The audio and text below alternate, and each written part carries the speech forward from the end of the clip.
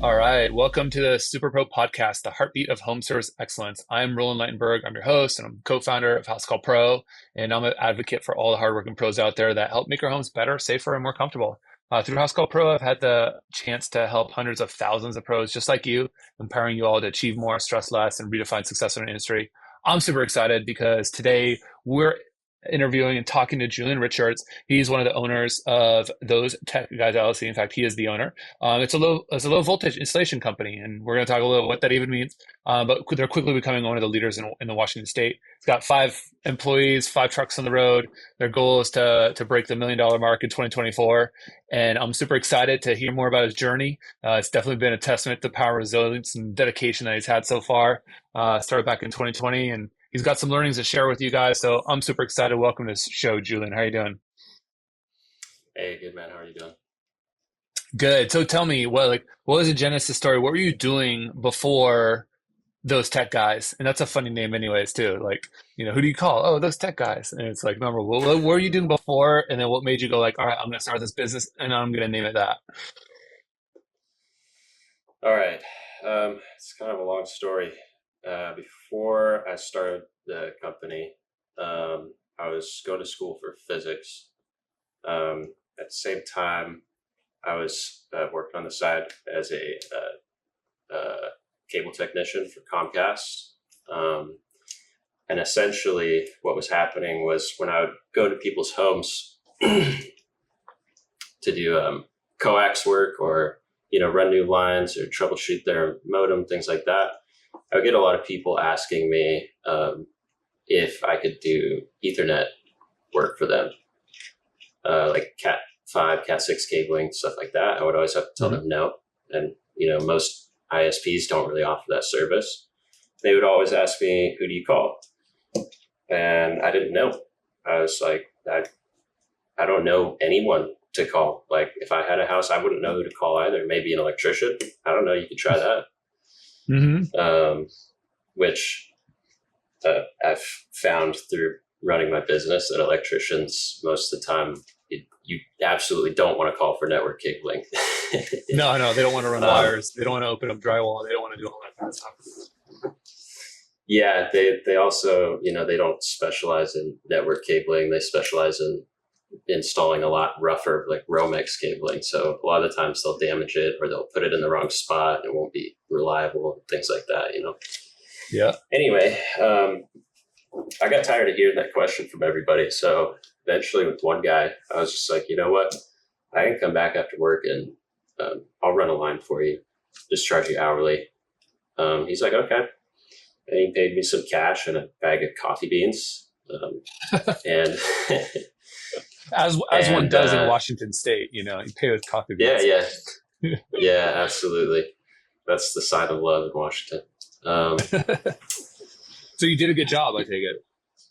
yeah, I did a good job, and I was like, hey, I just made a lot of money off this, and I'm just gonna like start offering this service to people.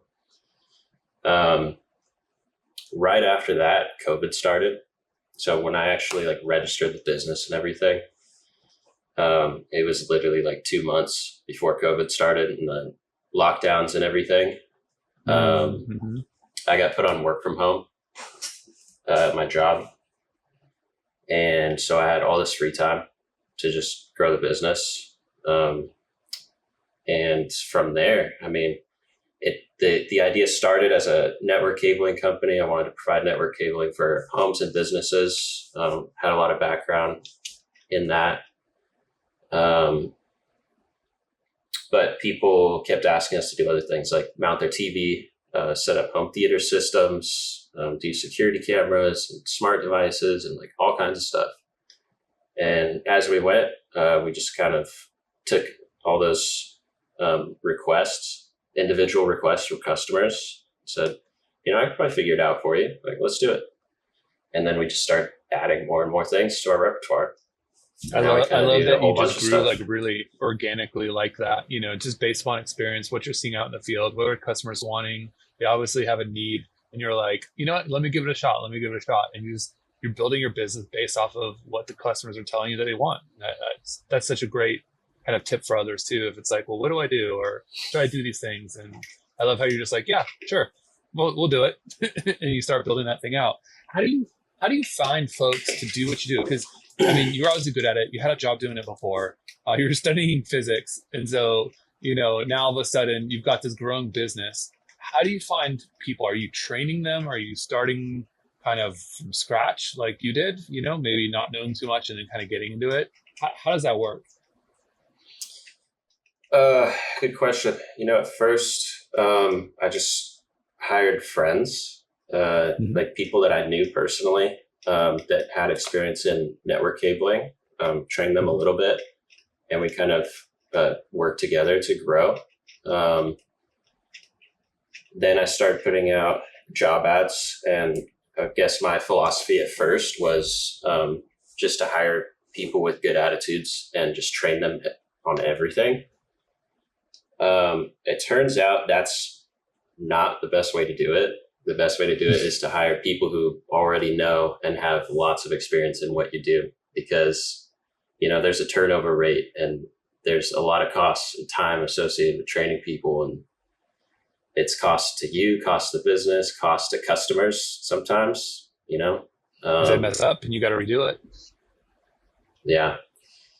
And then you spend months and months and months training people, and they find a better job or whatever, and then you got to start over again. So it's a lot Did you easier just now. look Our for a philosophy resume is like is to yeah. yeah? Now So now did, our did philosophy you, is definitely to hire experienced people.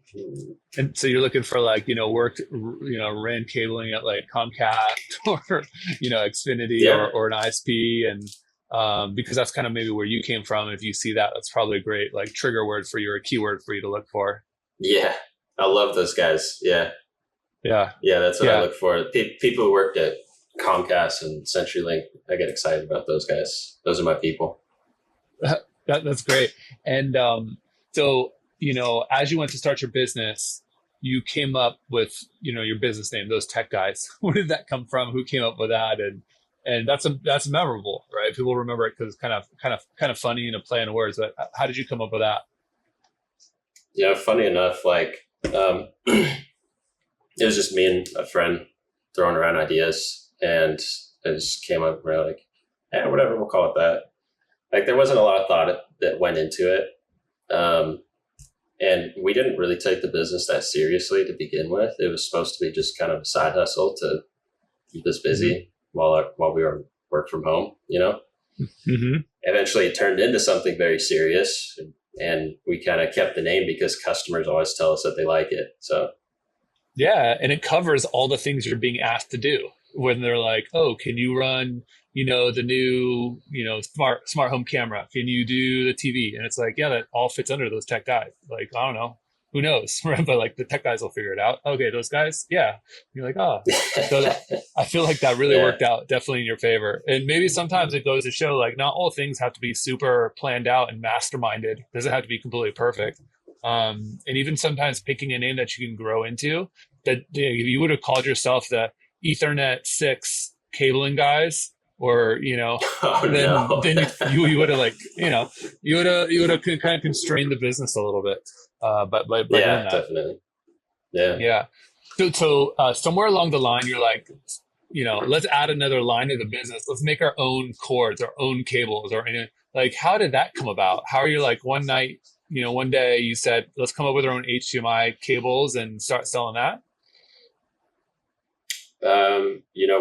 We've had all tons of crazy ideas. That's kind of one thing I'm always doing is kind of pondering. What can we do next? Like just all kinds of stuff. Like we've kind of tossed around the idea of doing our own, like manufacturing our own network cabling stuff too, like Cat 8 and stuff like that. Our own TV mounts. We just decided to start with HDMI cables because it's something everyone needs. It's a really easy upsell. Mm-hmm. The original plan was to kind of start an Amazon store with that and kind of leverage our business name, and our professional experience to sell those. Mm-hmm. Um, Never really did that. We've just been selling so many of them to customers. Like when we show up to people's houses, that we didn't really need to. But yeah, we just kind of went online, figured out how to manufacture stuff like on Alibaba, reached out to some manufacturers. We found one that had a lot of experience making really high end, like home theater HDMI cables, and really high quality ones. Mm-hmm. And they came up with like a really nice design for us. It's honestly like the prettiest HDMI cable that I know of, and it just feels and looks really premium. It's in-wall rated for our installers. It's got a really tough jacket, so our guys can shove it through a wall and pull it around corners and all that stuff and get it where it needs to go. And it's not going to get damaged. And yeah, That's awesome. I mean, you make it sound so simple and so low key, and you're very like monotone about it. But that's quite a achievement. Like that's cool. You went out, you figured out manufacturer, you went to some designs. Now you got it. Now you're installing it all the homes, and it serves a functional purpose, not just a selling purpose. It's strong enough so you can throw it around a little bit. And it's easy for someone to go buy their own HDMI cable on Amazon. But when you're coming in as the trusted source, and they're like, "Hey, Julian and his team are going to install some stuff. Give me the best you got." Now you've got something great that you can actually recommend out there. You can also make a margin on it, and you've got people like Monster out there and all this kind of fun stuff. But there's margin, and there's business to be made there. And you're coming in as a trusted source, which is a great like angle. And I love the golden nugget. If you're in any other trade and there's something that you're constantly installing or doing, could you perhaps make it yourself? That's absolutely. it's a great way to build more margin in the services that you're doing. Yeah, the only thing is you got to make sure that you could sell enough of them. Our minimum purchase order was 1,000, so we had 1,000 HDMI cables in a box. So you better be confident because you're laying out some cash, to hit that minimum order quantity before these guys will build something for you. Yeah, but I'm sure now you're happy you made that decision to buy them. You probably sold all of those and on to your next batch. Definitely. We haven't sold all of them yet, but we're chunking through them. And it's good for our customers too. Ultimately, we just want to be the best company for our customers, make them as happy as possible, and proud to have hired us and excited about the service. And like the market for HDMI cables is, you can either buy some really crappy, cheap thing off Amazon for $10, or you can go to, am I allowed to say names of big box stores on this? Yeah, sure. Totally. Yeah. Or you can like go to Best Buy and buy a 10-foot HDMI cable for like $200. That they'll tell you it's like, oh, it's worth it because it has all these things. It has gold plating and all this blah, blah, blah, blah. And it's like, like we're saving a lot of money for customers because our cable is just as good as those. We've tested it against those high-end cables numerous times, and it stacks up. And we sell them for like $40. So ultimately, we're selling something premium and exciting for customers that makes them really happy, and it kind of fills a gap. Yeah, and but yeah, anyone can do it. I mean, it's really easy to just, if you want to start doing something, just go online, figure out who's done it in the past, read some stories on how they did it, look up some YouTube guides, and then be on your way. You can do anything. Yeah, no, I think a lot of people, if you're willing to go into your own business, you're an entrepreneur by nature, starting a new line like this, you should be resourceful enough to figure out how to do it, because someone else has probably done it before, and so, but I love the end goal that you have in mind. You always have that, and you keep coming back to it, which is just like a better customer experience, better for our customers, make our customers happy. And you guys have a great amount of Google review ratings. Your star ratings great, so it makes sense what you're doing. What are some other avenues that you're getting business? If you had to kind of say like, what are the top 3 ways you get business? Like where are people hearing about you? How are you getting folks talking about you? Sometimes I don't even know. It's hard to keep track of. We just get calls all the time from people. Lately, we've been getting a lot of calls from commercial clients. So we're doing a lot of low voltage construction work now. Mm-hmm. I'm still trying to figure out how they're finding us, but they are probably through our website and SEO ranking, and we're pretty big on Yelp. That's always been a big one for us. We pay a lot for ads, so that's probably a big part of it too. Yeah, definitely. And sometimes, when you're spending money on paid channels too, it helps boost even your organic side of things. Because time on site and all that matter, your Google ranking. So they're definitely like intertwined. If you're like, I'm only going to do SEO or I'm only going to do, paid this, just having kind of a multifaceted angle is great. Sometimes hard to parse out like, well, what affected what, what lever do you pull more Yeah, to get more of that thing? Kind of pulling multiple levers at the same time, it just kind of comes in. But it goes to show it's important to have that well-rounded type of reach so that, you're not relying on just one source. Uh, if you were to tell, Julian pre-pandemic, hey, this is something that you're going to get into business, and as soon as you get into business, you should do X. Like, what would you tell yourself 4 years ago, knowing what you know now? make huge investments early on. Don't be scared, because we kind Mm-hmm. of like start out just dipping our toe in the water, seeing how it went. We were actually scared to run ads in the beginning. We're like, oh, that sounds Mm-hmm. expensive, Like, what if we don't get a return on that? What if we just like spend $200 and then like, we only get one job? It's like $100 or something. Mm-hmm. But I mean, that would be the biggest thing: is start advertising, start getting your name out as soon as possible, start getting reviews, ask every single customer for a review. Make sure you do a damn good job. At the end of your appointment, ask them, you know, um, what do you think? How did you like the service? Anything we can improve on with our service? If you had to give me a rating right now, would you give me a 5 stars, or what would you give me? And if they say like, maybe I'd give you a 4, you say, well, what could I do for you to make it a 5? Like Mm-hmm. really, really take care of your customer. And don't be afraid to ask for feedback. I mean, customers love helping, especially small businesses. They love telling you about their experience, things like that. Yeah, no, I thought that was a great golden nugget, which is like if they say anything but 5, just ask them, well, what can I do to make it a 5? And Yeah, you're ensuring that you're doing an amazing job for them. At the same time, you're queuing it up for when you ask for a review that they're going to give you what they said they were going to give you, because that'd be super awkward if they didn't. exactly. Yeah, and you're already putting it in their head that they're going to get online, they're going to give you a 5 star review.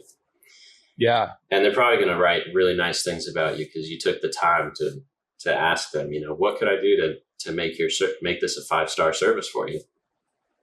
yeah, It's kind of like a humble thing, and people really appreciate that. yeah. I love that angle, and you're doing it, out of just being high integrity, and yeah, you're going to get a review from it. But you truly, I think, as long as you're truly willing to take all that feedback and truly make things right, you'll be doing just fine if you take this strategy that Julian just kind of outlined for you guys. That's a great golden nugget. What about Yeah, and House I'll Call add Pro? one more thing to that. Yeah. Is starting out, you're going to screw up a lot, and you're going to screw up people's houses. You're going to screw up jobs. You're going to screw up their walls. You're going to screw up their cables. Like you're going to make so many mistakes. You're going to screw up everything. And like what you said, integrity is the biggest part. You can screw something up for a customer. You could break things, damage something. And as long as you have integrity, you go and tell them like, hey, I was trying to install this for you. I accidentally bent this and messed it up. Really sorry about that. Like, just let me know what you need me to do to make it right for you, and I'll make it right. Like, people love that. And I think a lot of installers are afraid to admit when they make mistakes and when they do things wrong. Don't ever Mm-hmm. be. Just be honest. Like, you're working for a person. Just be person to person interaction, and have respect. And yeah, Yeah. I've turned I, so many situations where I've like damaged a customer's wall or something like that, and literally turned it into a 5 star review and got a huge tip from it, just because people love the communication and the interaction so much of you being honest and having integrity. yeah. And I think too, as a homeowner, my worst fear is that someone screws something up and doesn't tell me. And if Exactly. something goes That's a wrong big down the fear. road, or I discover later, I don't know, because the reality is like, I, I don't know, was this HVAC installed correctly and really well? All I know is it's cool again and I'm okay, but like I can't evaluate the technical merit of it. The same way too, if you're doing stuff behind, drywall, behind walls, like I can't see the thing. So I don't know, probably it looks Mm-hmm. fine. And I think there's companies that are out there just cutting corners or doing things in a quick way or cutting through a joist or a support that they shouldn't have, that then because it made their job faster and easier and more profitable.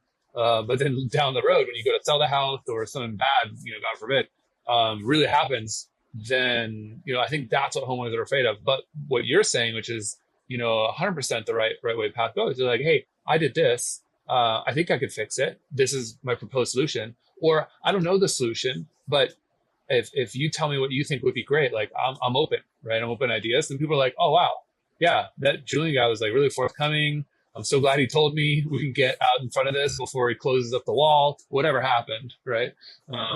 And yeah, the end all, what you said is just don't be afraid to let them know you made a mistake because no one's perfect. And like you said, they're people too. So many good golden nuggets here. All right. So you're in business now for almost 4 years or going into your fourth year. Something happened in February. And you're like, okay, now I gotta use House Call Pro. like what happened? What was like the catalyst where you're like, all right, we gotta start doing it this way? I was just using so many different types of software and trying to make it all work together and like, teaching employees like, in this situation, you use this one, this app, and here you use this app, whatever. And like, we really, for a long time, I was looking for something that, for field service specifically, that could combine everything we need into one app. And I think it was kind of hard to find. There's a lot of programs out there that work great for non-field service companies, but House Call is designed for field service, like being able to upload photos to the job and and technicians can have notes, leave a written history on jobs so that the next technician that comes by, they can go read through the notes and see what happened last time we were there. Things like that we were missing that were huge pain points. And I think I found out about House Call Pro because of one of your salespeople. They just called us and I was like, oh, that sounds really cool. Yeah, I'll do the demo. Mm-hmm. Yeah. You're like, oh yeah, why not? Let's check it out. Yeah, why not? Yeah. And the price point is really fair. It doesn't, what do I want to say? It doesn't put a strain on our operations. There's a lot of software out there that does this, but it's so expensive. Like it puts a huge strain on your operations where it's like, this is not even worth it. I'll just deal with the struggle, Totally. That's the biggest thing for me is like, it provides a ton of value and I'm still like learning new things that it does too. Everything's like, oh, that's really neat. Yeah. Yeah. And I think too, becoming a super pro, starting to use all the features, all the different pieces, I think, you can't do overnight. And we release a lot of things too, House Call Pro. So, you might feel like you know it all until all of a sudden there's a new thing. You're like, oh, hey, how do I use this? How does this work? Like, why did they build this? How can I incorporate this thing? I know one of those things like, so job costing is relatively new, maybe a year or so old-ish or so. Like how are you using job costing and what you're doing from a business perspective? That definitely helps, especially seeing, because we do so many different types of projects. Some projects we're selling a lot of equipment that has markup, and some projects it's just pure labor. So that kind of helps us determine, which jobs are more profitable. And which jobs are more efficient, what we kind of want to lean into more, things like that. It helps track where our losses are. In fact, the materials addition that the program we were using before didn't have really good tracking for like little materials and small parts that Mm-hmm. technicians could easily add to a job. Mm-hmm. Like when they go do a repair and they need to use like, let's say like a little weatherproof coupler to repair a cable. On our old software, it was really difficult to like, we would have to basically make an invoice or whatever, make a custom Mm-hmm. item on the job. They would have to call me. I would have to go and do that, make those edits. And in house call, they can just open the app, tap on the materials. It's right there. They just hit the add button and boom. And we have like Done. a list of all of our small parts that before we were not even charging for because we're like, it's too much hassle. Just throw it in there and we'll give it to them, Mm-hmm. So that even little things like that kind of makes it pay for itself, increase our margins just a little bit more. Yeah.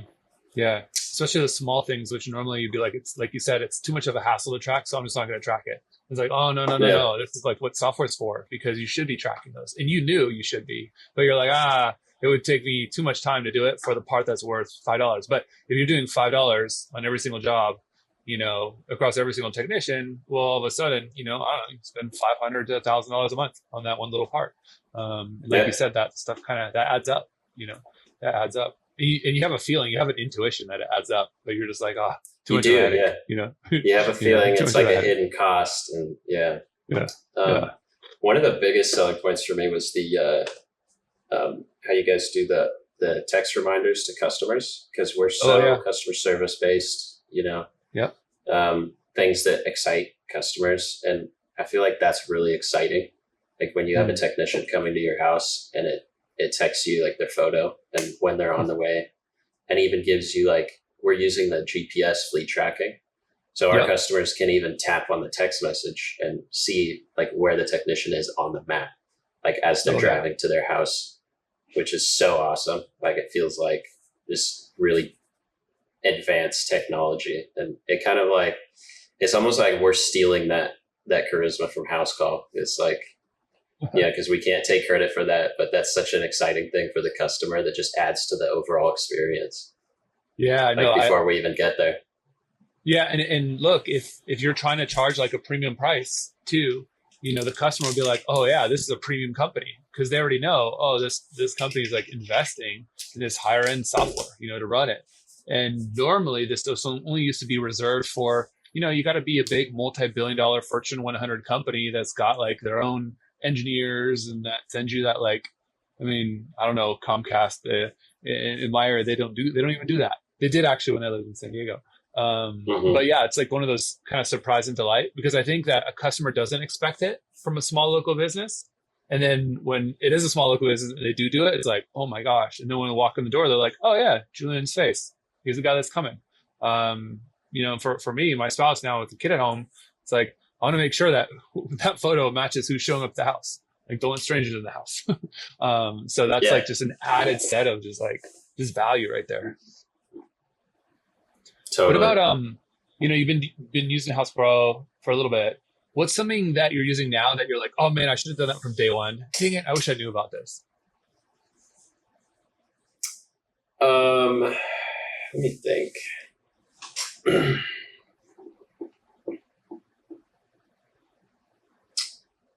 The financing is a good one. The integrated customer financing. I think we added it to the system when we started, but never really advertised it or told customers about it. And one of our customers one day found it somehow, and they were like, "Oh, I can finance this, right?" And I was like, "Yeah, I guess you could try. Like, hit the button, see what happens." And they did it. They were able to finance it. The payment was really, really easy. It made it easier on their budget because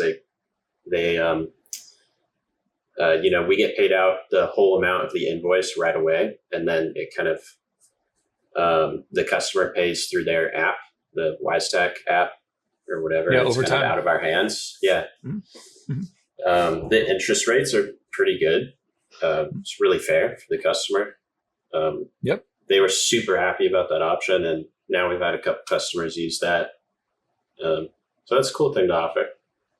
Yeah, no, I'm glad you bring that up because a lot of folks they'll pay by credit card and credit card, you're paying 18 to 25, 26% these days. Yeah. And so oftentimes if you just want to finance it through the integrated wise tax solution, the integrated financing solution, you can get much better rates because it's not a credit card. And then also too, I'm sure there's people that you do work for, like they weren't really expecting to do all this work until you came out there. You're like, oh, you should do this and this and this. And so for those that Mm-hmm. want to be more budget friendly, it helps you sell a bigger job because otherwise it would have been like, no, I guess I can't afford this. I'm not gonna do it now. But now all of a sudden that ticket that was maybe a couple $100, maybe it's a couple $1,000, right? And so it helps increase those average job tickets for sure. Yeah. I feel like, I mean, it's 30 minutes. Usually these are 20 to 30 minutes. Time like flies by. But I want to give you the floor for a moment. Like, what's some tips or any kind of interesting information you want to share with our audience, or any kind of words of inspiration maybe that kind of carried you through the pandemic in the early days? I would say for people starting out or people who just want to grow their businesses, the number one thing for me is never be afraid of opportunities. When you have a business, opportunities will just fall in your lap all the time. And a lot of them you'll want to say no to because you're, a little scared, a little skittish, like, I haven't really done that before. I'm not sure like how I could solve that particular problem for a customer or whatever. Just do it. It adds to your experience. It helps you grow as a person. Helps you grow as a business. There have been tons of opportunities that I have said no to that I definitely regret. And there have been lots of them that I'm like so glad that I took on, even if it was painful at the time, like to just crunch through it or put in tons of hours to learn something new, or, have that fear in the back of my head that I was going to disappoint the customer because I've never done this before or whatever. It always turns out great. You'll always figure it out. But that's part of being an entrepreneur is you got to not be afraid of the struggle and not be afraid of the challenge. Just take every opportunity you get. That's the best way to grow. I love it. Yeah, the obstacle is definitely the way, and I feel like I there's no love that failure book. unless. That's my favorite Yeah, book. yeah. Ryan Holiday, all of them got like Ego's the Enemy, but yeah, I would have to say that you know you will fail if you don't learn, Mm-hmm. but even if you do fail, as long as you learn, like you're gonna know next time. Oh yeah, this is how we do it. Or maybe like, yeah, no, definitely not doing one of these kind of jobs again. And then you don't feel bad about it. Or now all of a sudden you're like, oh my god, I just created a new business line for my business, and I'm going to offer X now because Exactly. there's people that want that thing. Because usually if there's one customer that's asking for it, I guarantee you, there's going to be another customer that's going to ask or want it down the road. And so, Or tons of them, or things. hundreds or thousands of them. Yeah. Yeah, exactly. And you look back on those moments and you're like, wow, how did this even happen? Like, how are we offering this now? Where did this come from? But it's because you didn't say no to an opportunity, And so I feel like if you just say yes, especially as a small business, to a lot of different things, even if it makes you feel a little uncomfortable, that's actually where the success long-term lies, because everyone else is probably saying no. And when Exactly. you say yes, that's when it's yours, right? Well, this has been awesome, Julian. I really thoroughly enjoyed talking to you and all the tips and all the great kind of ideas you've shared with our pros. I'm super grateful. And for all of our pros watching, we'll tune in next week with another one of our super pros. Julian, thanks again. And we'll see you guys next week. Thank you. The Superpro podcast is brought to you by House Call Pro, the leading platform for the home service industry. House Call Pro streamlines your workflows and simplifies everything from scheduling and dispatching to communication and billing. Unlock the full potential of your home service business with House Call Pro. Work smarter and more efficiently with streamlined workflows and detailed analytics. Win more business and serve your customers well, every single time. Join more than 40,000 home service pros who have already revolutionized their businesses. Work smarter with streamlined workflows, get organized with centralized information, and scale your business your way. Learn more at housecallpro.com.